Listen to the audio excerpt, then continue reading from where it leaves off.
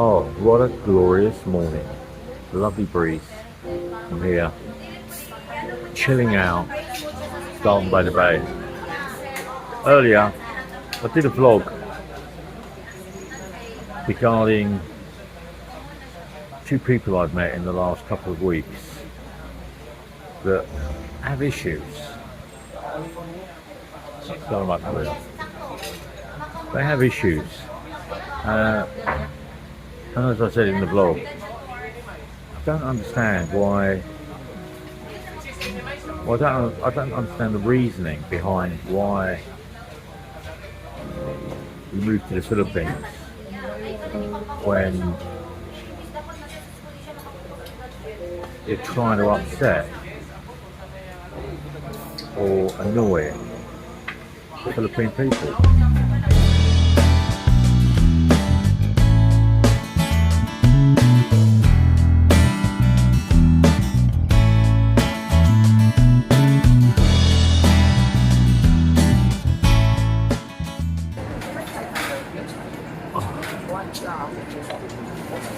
I needed that. I didn't have a coffee yesterday, so today, coffee time. 11 o'clock on Tuesday at French Bakery. So Annie's off to school today at 12, another hour. She's got a meeting, and then she's got some online stuff, and then she's got some paperwork that needs to be checked by the school to make sure she's okay to go on her OJT next Monday at 8 o'clock in the morning. So the boxes are being ticked, and the clock is ticking down on Annie going out on her internship. Amazing, absolutely amazing. So anyway, what else? Okay,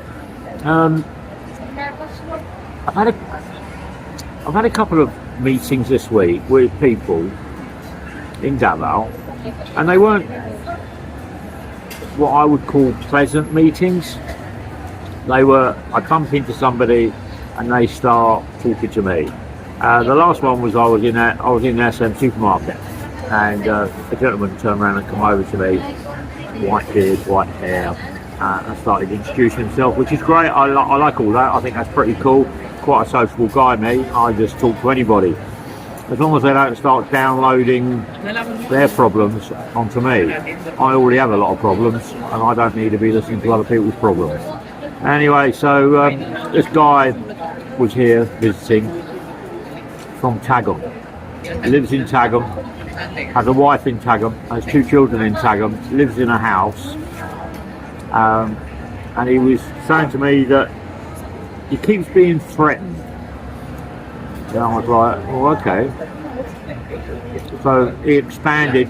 He lives in this house, in this subdivision, which is an unguarded subdivision. So really, it's just an ordinary village.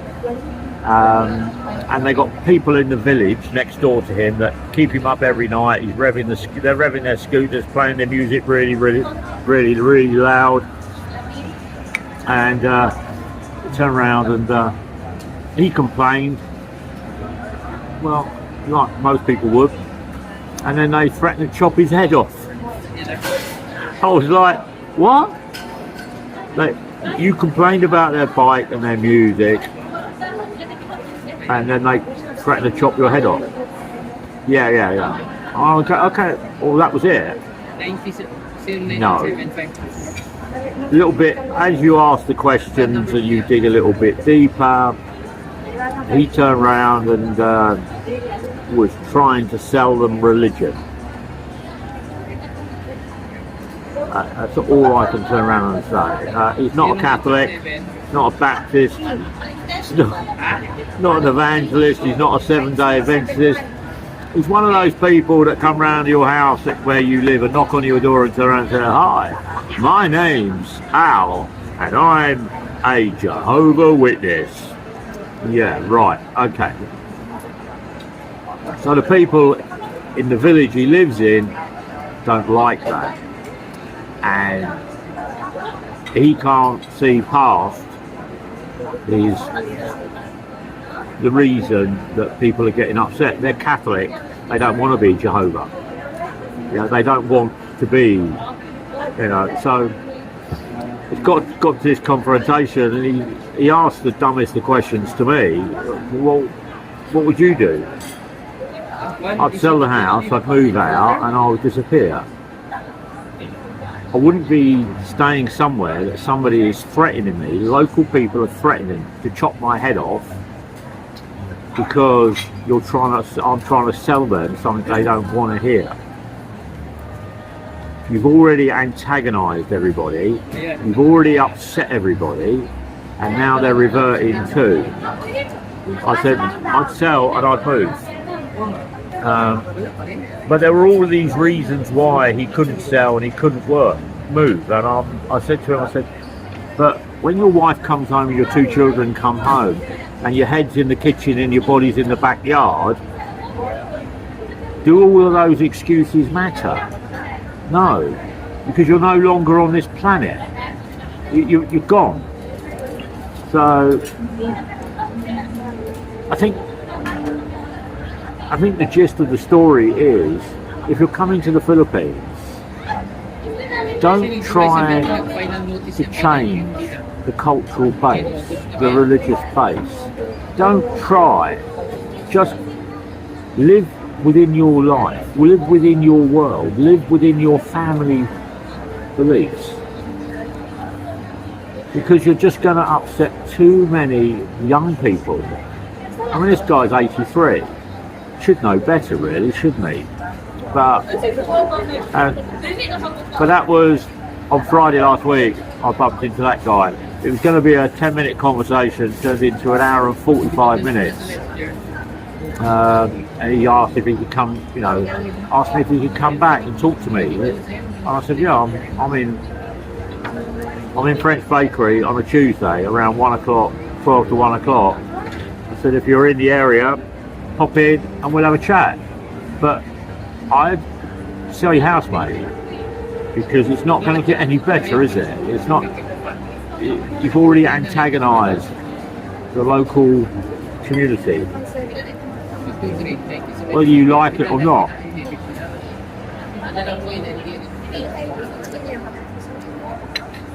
Damage is done, and it takes a long time to heal wounds in the Philippines. I found that out. It's not easy. Anyway, last Wednesday, I was here in French Bakery at SM Lang again, just chilling out. The reason I come here is because Annie's online at home, so she runs the AC and she does her online lessons, and instead of me just laying there going very, very quiet, I turn around and go out. So Wednesday last week, before we went for the photographs, we came here, and the guy introduced himself to me,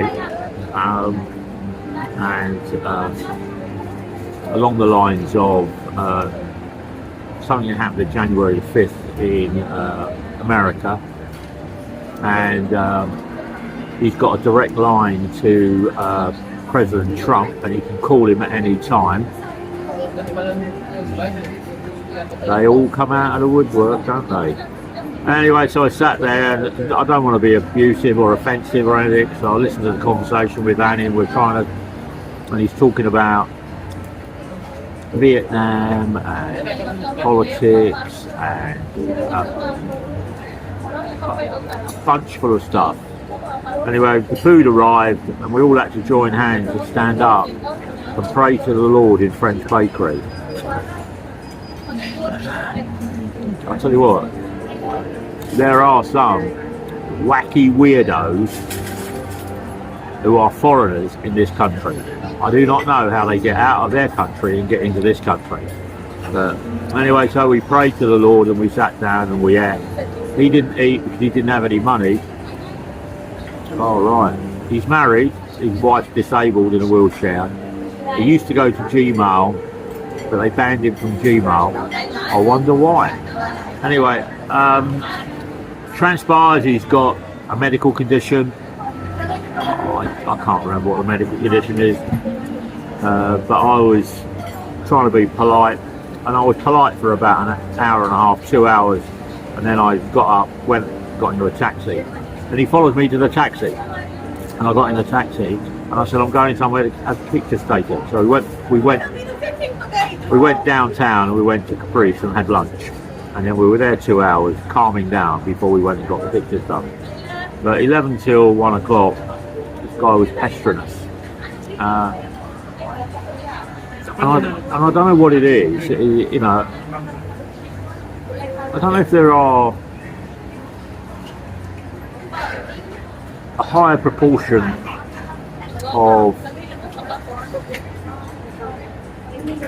crazies or people that think they have a divine right to turn around and encroach in people's lifestyle and into their inner circle or into their window.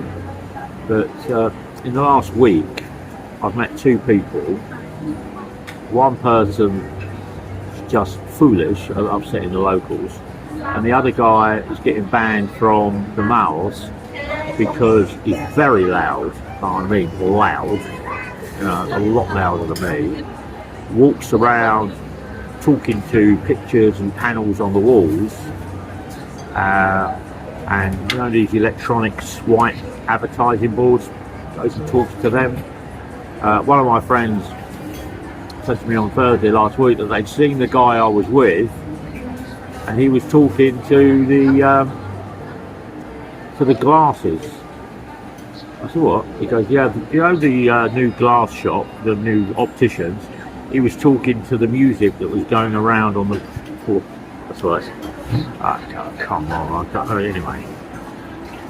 But I haven't seen this guy for a week.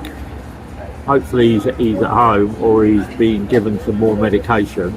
But I'm noticing that there are people that are coming here and they don't understand the Philippine and the Philippine culture. The Philippine people, they all have their own problems, and as a Westerner, as a foreigner, don't start upsetting the apple cart. You might want to, you might think this is right in your country, but the bit is, you're not in your country. You're in a foreign country, and you know, if you upset the neighbourhood, you know, I said to this guy who came from Tago, he asked me about where I live. I said, I've lived in my subdivision for 6 years, and I've not had a crossword, or anybody threatened me, or anybody wanted to chop my head off, or anybody wanted to do something to me. Because I keep a low profile, I keep my head down, I do the vlogging. I don't go out there and turn around and try and drive my vlogging into every corner of DAVAO people. I post it. If people want to watch it, they watch it. If they don't want to watch it, they don't watch it. Because I don't want to be going up against people. I mean, there are thousands of vloggers now here in DAVAO City. Thousands, thinking they're going to make a fortune out of vlogging. I just do it as a hobby. It's a hobby. You know, but you know, I do this, and I'm quite comfortable talking about meeting two crazies here over the last week. Being judgmental, maybe, but at the end of the day, I don't expect to be praying in the middle of French bakery at 1 o'clock with Annie, because this guy wants to pray, and he's out loud, not. And the other one is upset the neighbourhood about your religion, and you know, I can see what's going on there, that the Jehovah is the divine religion and the Catholic is not a religion, whatever. But once you start getting into that messy religion, politics and money conversation, it don't get any better. It only gets worse. So having a coffee. I'm enjoying life. And I'm meeting a friend today who wants to turn around and set up a business in the Philippines with his partner. I think you guys can see where this one is going. I've already had a conversation and said, don't go there. Somebody once said to me, if you want to make a small fortune in the Philippines, start with a large one. Start with a large fortune and you'll end up with a small fortune. Many a true word spoken in jest. So, I can see him, he's coming over. He's over there. And he's walking over here. So, time to say, like, share, subscribe. Don't get into trouble. Don't get into mischief. Don't upset the locals. Because your head could be in the kitchen and your body could be in the backyard. Take care.